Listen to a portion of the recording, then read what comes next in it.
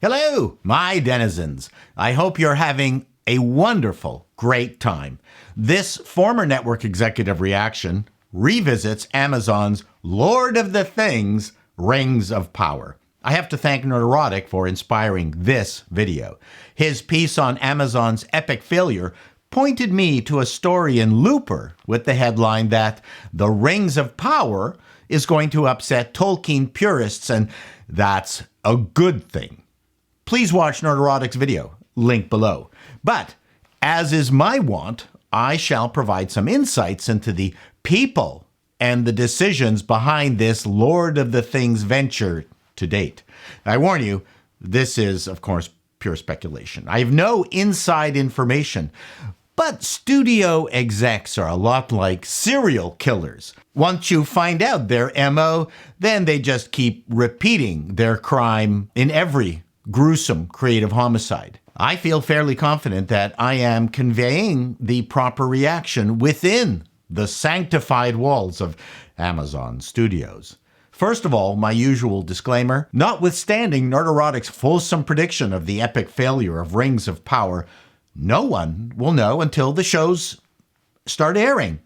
That is just the God's honest truth. And the thing is, the reasons for a show's success could be something completely out of left field and not included in all the great plans and machinations of the creative folk and studio execs. You could have a TV show where the dog becomes the biggest hit in a regular network show that might have 5 to 10 of the shows already in the can to start with. I can guarantee you that the upcoming shows in the middle of pre-production would receive demands from the studio to feature the dog more. Unfortunately, in such a huge, expensive production as The Rings of Power, it's probably hard to take advantage of early audience responses to adjust upcoming episodes accordingly. And since I understand that they've already started production of season 2, they will absolutely not be using any feedback from audiences, perhaps on purpose. Bottom line, no one knows if Rings will be successful or not.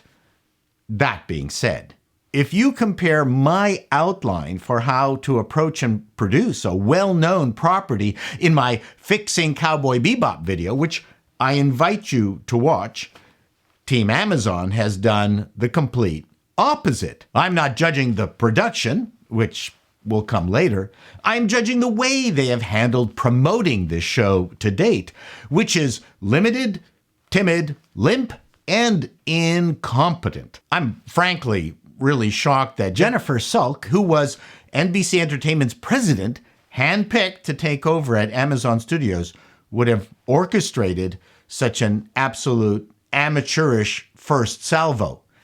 Let me tell you what was going on behind closed doors, at least prior to the disastrous Vanity Fair and Super Bowl trailer sneaks. Now, again, this is pure speculation. The creative team of barely experienced showrunners and their cadre of sycophants were more than likely absolutely beside themselves in love with the upcoming trailer and Vanity Fair reveal. These two things were not built out of panic. No, I can guarantee you everyone was pretty chuffed about it all. And while they fully anticipated pushback from Lord of the Rings nerds who they hate and deride at meetings with gusto, the level and sustained ferocity of fan reaction, however, was a complete shock. I kid you not.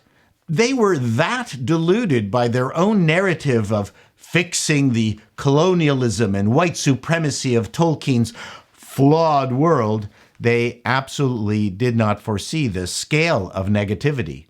In their arrogance, they probably thought that by tossing out a few Peter Jackson-looking 3D vistas, that alone would have given fans a boner and they would move on with their complete subversion.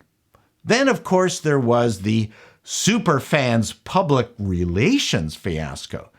This one disastrous episode, I thought, really did reveal the heart and soul of the production team, because Someone had to have come up with this ridiculous scheme. Someone had to love it, someone had to approve it, and someone had to shoot it. Did these super fan clowns represent the expanded audience Sulk was hoping for?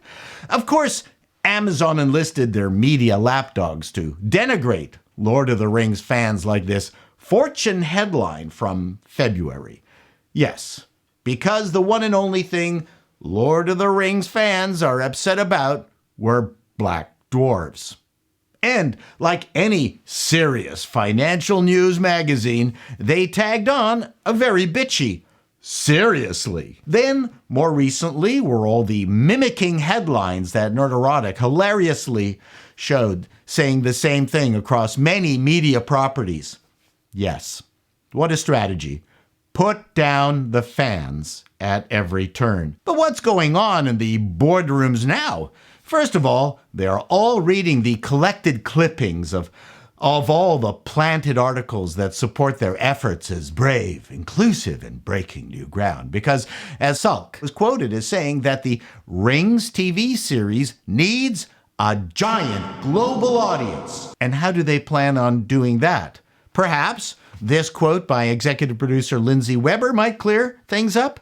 Tolkien is for everyone. It felt only natural to us that an adaptation of Tolkien's work would reflect what the world actually looks like. What the hell did that mean? Are they going to add cars? Maybe an episode could take place in a Brazilian favela? Again, I come back to the notion that the staggering negative reaction to Rings was a complete unanticipated shock.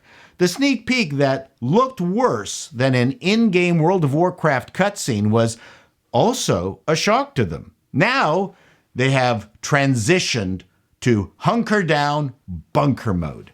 I have witnessed this before. They are reading the PR clippings and reveling in the words delivered by paid assassins. They don't care that it's bullshit. They are at war. The trailer's YouTube dislikes have been manipulated to remove tens of thousands of dislikes. Is their reaction, "Oh my God, this manipulation is unethical"? No. Their reaction is that the dislikes were generated by bots and racist man-boys and must be removed. They feel that they are under attack, not that they are wrong. Their go-to strategy is derision. They really hate the Doomcocks, Nerdrotics, and Midnight Edges. Probably in the same way the brave and inclusive Star Trek Discovery team have circled the wagons. I made a brief prediction in my Fixing Cowboy Bebop video that I don't think we'll see another sneak peek until closer to launch. There is a thing movie studios do when they know that they have a real stinker on their hands. They don't release review copies to the press. They hide them. And then they open the movie and hope that whatever high-priced talent they have employed will at least funnel enough people into seeing the lousy piece of crap on opening weekend to recoup some money and mitigate losses. That's what the Rings of Power management seem to be doing. That's what it smells like. They absolutely hate you, the fans. And once the show airs, hopefully circumventing you misogynistic, racist Tolkienistas, leapfrogging the dedicated fans into the welcoming arms of the giant global audience of inclusivity, whose embrace will define a new, fluffy, less triggering Tolkien. Why have they started production of Season 2? Because they love what they've seen so far. Talking up each other's brilliance and bravery over salads at LA's finest eateries. But from here, all I can smell is the stench of moral superiority. At least, that's my best guess as a former network executive. Till next time, denizens, be seeing you.